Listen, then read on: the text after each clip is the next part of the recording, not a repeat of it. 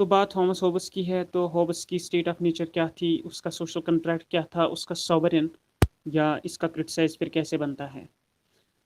तो जहाँ तक बात है जनरल कुछ चीज़ें होब्स के बारे में जानने की, उसने ग्लोरीफाई किया इंडिविजुअल को इंडिविजुअल लेवल पे। तो इंडिविजुअलिज्म का कॉन्सेप्ट को उसको तशबीह दी जाती है, उसको क्रेडिट दिया जाता है हॉब्स के साथ। इसके साथ साथ हॉब्स ने एब्सोल्यूट सॉवरेंटी की भी बात की थी, क्योंकि इसने जो सॉवरेन बनाया था उसको उन्होंने मुकम्मल तौर पे पावर्स दिए थे। और जहाँ तक स्टेट ऑफ नेचर की बात है, तो इसने बताया जो स्टेट है ये नेचुरल नहीं है, it is a man made, it is having an artificial nature, so state is having an artificial nature, father of empiricism इसको कहा जाता है। इसने बहुत सारे मेथड्स यूज़ किए हैं और इसने कभी स्टेट और सोसाइटी के बीच कोई डिस्टिंक्शन नहीं दी, नहीं इसने क्लियर कर दिया what state is, what society is and later on what government is. तो इन चीज़ों के बारे में उसने कोई भी ये डिस्टिंक्शन नहीं दी है। इसके अलावा इन कंट्रेक्चुअलिस्ट के बारे में आ जाता है, ये तीनों विटनेस रहे हैं अपने अपने दौर में। तो हॉब्स के बारे में ये बड़ा पॉपुलर है, he was witness to the civil war in England.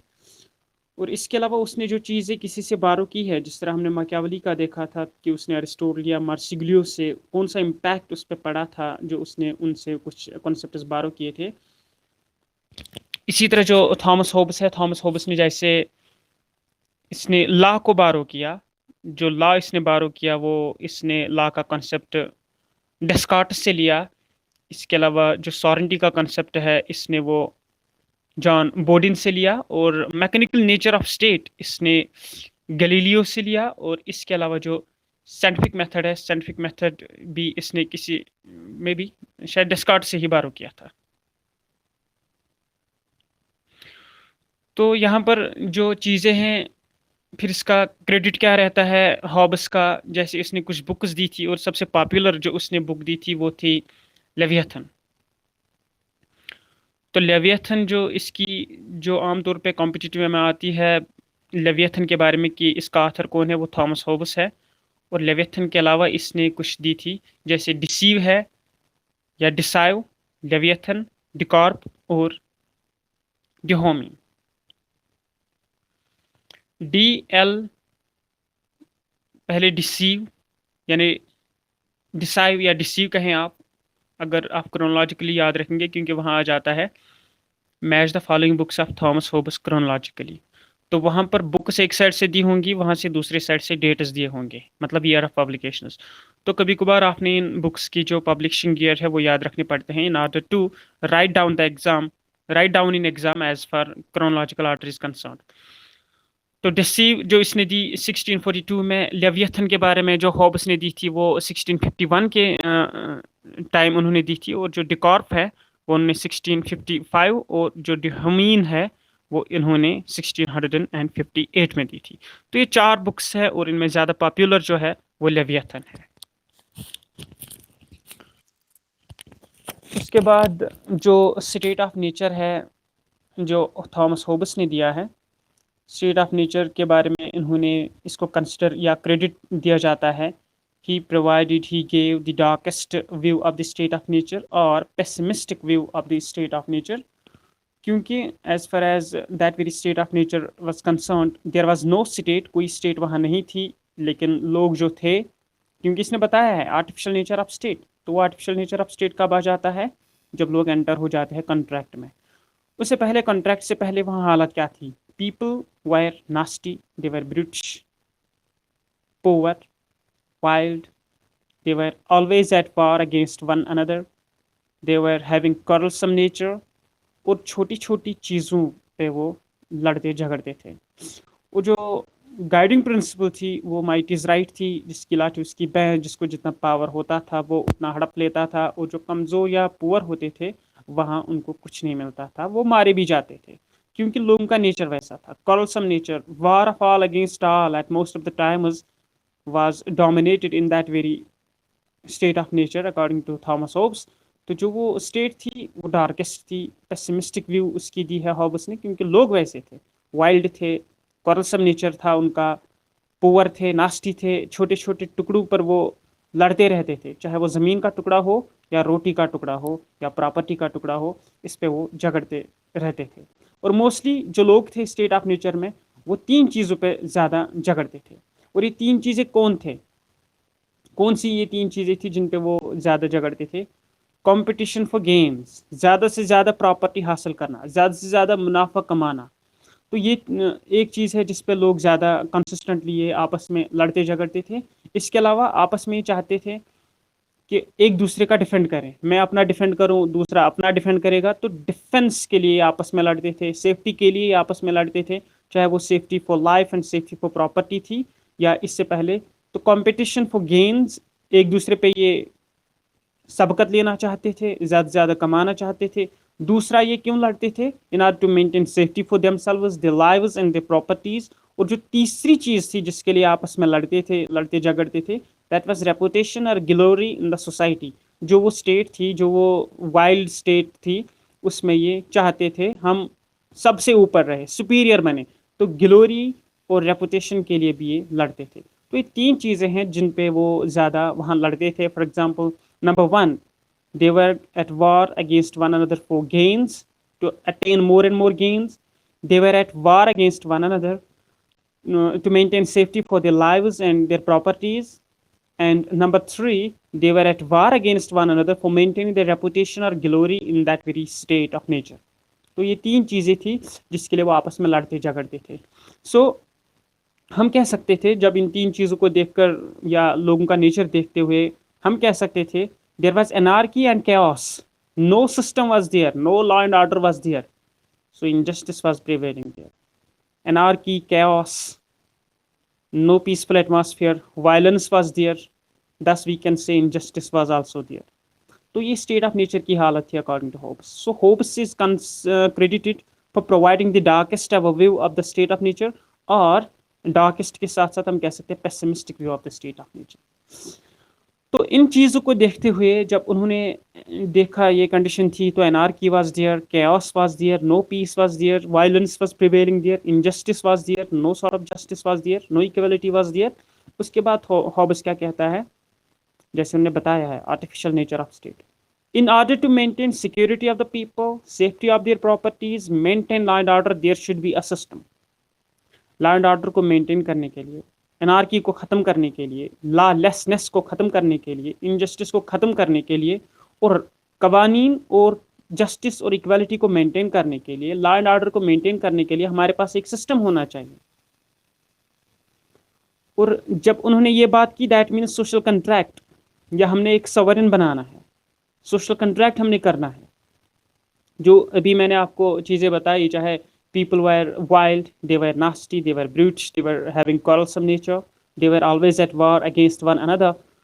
Might is right was the guiding principle of that, in that very state of nature according to Hobbes.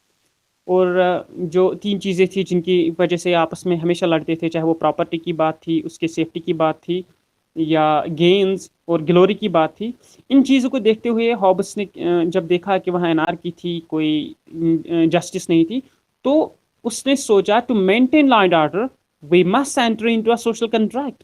Some sort of contract होना चाहिए, एक बादशाह होना चाहिए, एक sovereign होना चाहिए, एक मोनार्क होना चाहिए जो रूल करेगा, जो मेंटेन करेगा लॉ एंड ऑर्डर, चाहे वो प्रॉपर्टी या लोगों की जिंदगियां हो, उन जान और माल की हिफाजत होनी चाहिए। तो इस सब के लिए उन्होंने चाहा लॉ एंड ऑर्डर मेंटेन करने के लिए we must enter into a contract, हमें कंट्रैक्ट में एंटर होना है।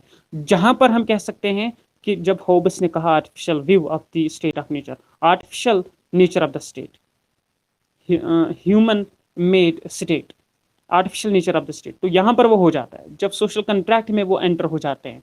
तो सोशल कंट्रैक्ट में क्या हो जाता है, जो चीज़ें अभी मैंने बयान की, जो मैंने अभी जिक्र किया इन फीचर्स का, स्टेट ऑफ नेचर कैसी थी, तो वहाँ पर ये लोग in order to maintain peaceful life, in order to maintain justice, in order to maintain law and order, वो एक कंट्रैक्ट में एंटर हो जाते हैं। और ये कंट्रैक्ट क्या होता है, पीपल जो भी वहाँ थे, they are surrendering before one person, they are submitting all their rights from A to Z, जितने भी उनको राइट्स थे, they are surrendering and submitting all their rights to one person. जब सारे लोग ये अपने सारे राइट्स एक पर्सन को देते हैं, that means that very person जो बन जाता है, वो बन जाता है उनका सोवरेन, उनका रूलर, उनका मोनार्क, उनका किंग। तो people are submitting all their rights before the sovereign, तो सोवरेन को अपने सारे वो हुकूक दे देते हैं। और जो सोवरेन बन जाता है, he is not a party to the contract, वो इस कंट्रैक्ट की पार्टी नहीं होता है, but he is always abode to this very contract. जो ये लोग सरेंडर करते हैं अपने राइट्स सारे इस पर्सन के सामने, ये पर्सन इस कंट्रैक्ट का हिस्सा नहीं है, but he is about this very contract. जो ये कंट्रैक्ट या एग्रीमेंट होता है जिसमें लोग सरेंडर करते हैं अपने राइट्स, इसमें लोग एक पर्सन के सामने अपने सारे राइट्स देते हैं, लेकिन ये जो बंदा है ये इस कंट्रैक्ट का हिस्सा नहीं है, he is not part of it, but he is about the contract. So ये याद रखना है, हॉबिसियन स्टेट ऑफ नेचर, जब लोग एंटर हो जाते हैं कंट्रैक्ट में, when people are surrendering all their rights before the sovereign, sovereign is not a part to the contract, but he is above the contract, he is above the contract. And as far as this very contract is concerned, people are surrendering, submitting all their rights to it, and they cannot break it. Once they enter into the contract, they can't break it later on. Neither if the sovereign will maintain injustice, if he will be cruel, people will not be having even a right to revolt against him. अब ये sovereign अगर गलत भी करेगा, injustice भी maintain करेगा, लेकिन लोग ना तो कंट्रैक्ट ब्रेक कर सकते हैं और ना ही वो सॉवरेन के खिलाफ रिवोल्ट कर सकते हैं। और जो सॉवरेन होगा, जिसको लोग अपने सारे हुकूक दे देते हैं, he is having absolute powers. So absolutism is there, absolute sovereignty उसको होगी, एब्सोल्यूट पावर्स उसको होंगे, और वो होगा main source of law. He will be the main source of law and he will be having absolute powers. और जो एक सॉवरेन बन जाता है, he is always having a power to sign any treaty और to declare war and peace. So the sovereign will be having the powers to declare war and peace और to sign any treaty. और जो उसकी sovereignty होगी, it will be indivisible, ये किसी के साथ वो शेयर नहीं करेगा। तो जो यहाँ पर हम सॉवरेनिटी देखते हैं, इसमें एब्सोल्यूट सॉवरेनिटी रहती है, और जो इसको सॉवरेनिटी मिलती है, इसको लोग जब अपने सारे हुकूक सरेंडर करते हैं, सबमिट करते हैं, उसके बाद ही उसको पावर मिल जाता है। लेकिन लोग एक बार जब अपने सारे हुकूक दे देते हैं, इसके बाद वो इस कंट्रैक्ट को ना तो ब्रेक कर सकते हैं, और ना अगर ये सॉवरेन है, अगर ये गलत करेगा, जुल्म करेगा, लोग इसके खिलाफ बगावत भी नहीं कर सकते हैं, क्योंकि ये जो कंट्रैक्ट उन्होंने किया है सॉवरेन को चुनने के लिए, लॉ एंड ऑर्डर को मेंटेन करने के लिए, सॉवरेन इस कंट्रैक्ट का हिस्सा नहीं है, लेकिन वो इस कंट्रैक्ट के ऊपर है, इस कंट्रैक्ट के ऊपर है। He is above the law, he is above this very social contract. और जहां तक इस सोशल कंट्रैक्ट की बात है, जो मेन सोर्स ऑफ लॉ इस सोशल कंट्रैक्ट में है वो सॉवरेन ही है, और इसके अलावा जो सॉवरेन को पावर्स रहता है वो एब्सोल्यूट पावर्स उसको रहते हैं। तो एब्सोल्यूट पावर्स सॉवरेन को यहाँ पर रहते हैं।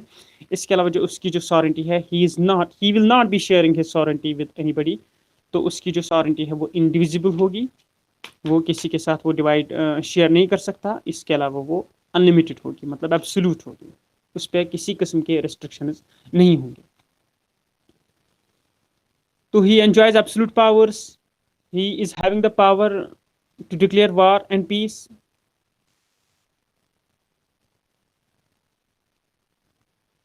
इसके अलावा जब हम इस सॉवरेनिटी के फीचर्स देखते हैं, और ये सॉवरेनिटी का कंसेप्ट हॉब्स ने जॉन बोर्डिन से बारो किया था, हम कह सकते हैं कि अगर हम इसका क्रिटिसाइज करेंगे, इसकी सॉवरेनिटी का या इसके सोशल कंट्रैक्ट का, तो हम ये कह सकते हैं जो ये सोशल कंट्रैक्ट है, it is not dealing with the rights of the people.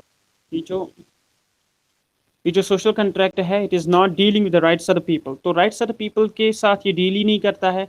ठीक है, उन्होंने कहा कि we have to maintain the law and order in the society, but वो एब्सोल्यूट पावर्स देते हैं सॉवरेन को। अगर वो सॉवरेन गलत भी करेगा, लोग उसके खिलाफ नहीं बता सकते, वो रिवोल्ट नहीं कर सकते। So rights of the people जो है, यहाँ पर हार्डली उनकी वॉरी की गई है। सो जो ये कंट्रैक्ट है, इट इज़ नॉट, जो सॉवरेनिटी है हॉब्स की या सोशल कंट्रैक्ट है हॉब्स का, it is not dealing with the rights of the people.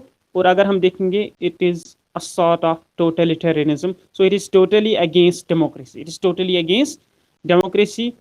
तो जब यहाँ पर ये रूल होता है कि अगर वो गलत भी करेगा, nobody can revolt against him, ऊपर से उसको एब्सोल्यूट सॉवरेनिटी होगी, तो we can say it is a despotic rule. So he is encouraging despotism, he is encouraging despotism. तो यहाँ पर सॉवरेन जो चाहेगा कर सकता है, he is having absolute powers, nobody can be standing against him for maintaining justice. So we can say it is a one-sided contract, it is a one-sided contract.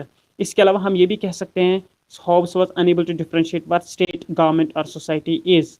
लेकिन अगर हम देखेंगे जो उसने सॉवरेनिटी की बात की है, तो सॉवरेनिटी में एक भी आता है, सॉवरेनिटी में फ्यू भी आते हैं, मनी भी आते हैं।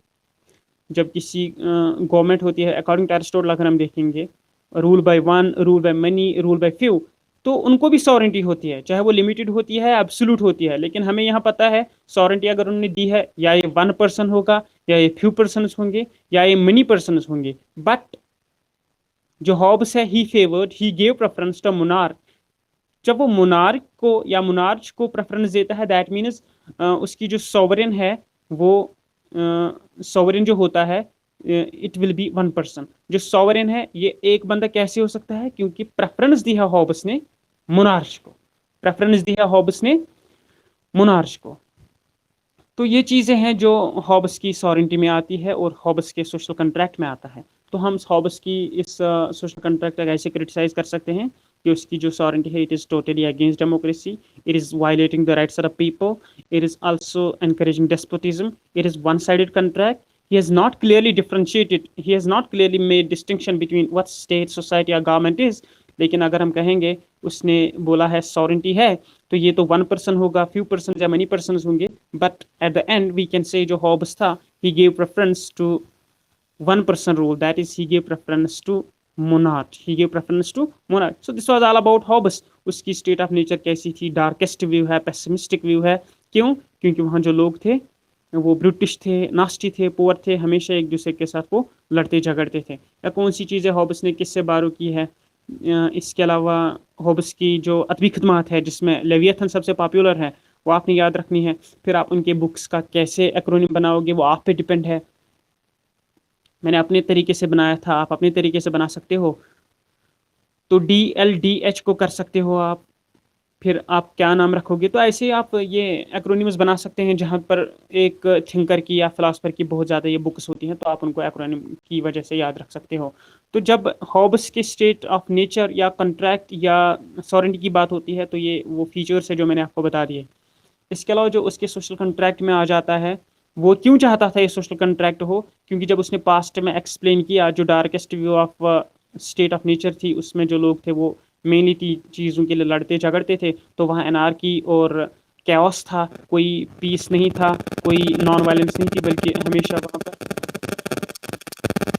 हमेशा वहाँ पर वायलेंस होती थी।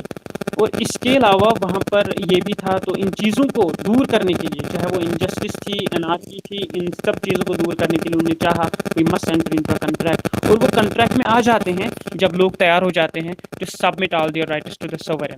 लेकिन जब वो अपने सारे राइट्स दे देते हैं सोवरेन को, तो वो एब्सोल्यूट उसको अपने सारे हुकूक दे देते हैं, वो एब्सोल्यूट सोवरेन बन जाता है। लेकिन वो सोवरेन खुद इस कॉन्ट्रैक्ट का पार्ट नहीं रहता है, but he is always above it, he is always above to that very contract. That is why उसको एब्सोल्यूट पावर्स रहते हैं, एब्सोल्यूटिज्म यहाँ पर आ जाती है। वो किसी के साथ अपनी पावर शेयर नहीं करता है, तो हिज सॉवरेनिटी इज इनडिविजिबल। तो ये हॉब्स की बात रहती है, फिर हम इसका क्रिटिसाइज भी करते हैं। इसके अलावा इसके बाद आ जाता है जॉन लॉक और रोसो। तो जॉन लॉक के बारे में थोड़ा सा बता के चलूँ, वो हम डिस्कस करेंगे कल। तो जो जॉन लॉक का कंसेप्ट आ जाता है, जॉन लॉक के कंसेप्ट में आ जाता है लिमिटेड सॉवरेनिटी। और जहाँ तक कंपैरिजन है हॉब्स और लॉक का, तो लॉक ने जो दी है स्टेट ऑफ नेचर की व्यू, उसने एज कम्पेयर टू हॉब्स उसने ब्राइटेस्ट व्यू दी है। क्योंकि सिविल सोसाइटी का कॉन्सेप्ट उसने वहाँ दी है, क्योंकि लोग जो थे they are peace loving, they are living in a peaceful society. और as compare to Hobbes, they are not wild, they are not brutish, they are not poor, they are not fighting against each other for the piece of bread और land और property. लेकिन Locke ने वहाँ पर बता दिया है people in the state of nature were pretty good. तो जो स्टेट ऑफ नेचर की व्यू लॉक ने दी है, वो उसने एज कम्पेयर टू हॉब्स बड़ी ब्राइट दी है।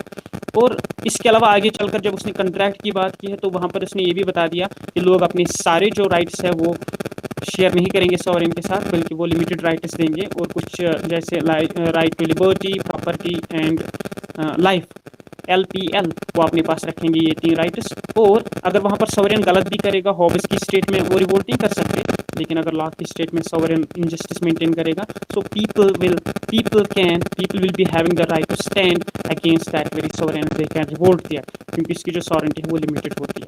तो ये थोड़ी सी डिफरेंस रहती है इनके बीच। इसके अलावा जो मैंने आपको बता दी, तीनों सोशल कॉन्ट्रैक्चुअल स्टेट्स, चाहे हॉब्स हो, लॉक हो या रोसो तो फ्रेंच से था, लेकिन ये 2 इंग्लैंड के थे। तो हॉब्स जो था, सिविल वार जो इंग्लैंड में हुई थी, सिविल वार में ये विटनेस रहा है ड्यूरिंग 1600। और इसके बाद जो लॉग आता है, वो विटनेस रहता है ब्लडलेस रिवॉल्यूशन जो इंग्लैंड में होता है, जिसको नाम दिया जाता है ग्लोरियस रिवॉल्यूशन का या ब्लडलेस रिवॉल्यूशन का ऑफ 1688। तो लॉग का ज़िक्र हम कल करेंगे। And with time I am concluding today's lecture about Hobbs.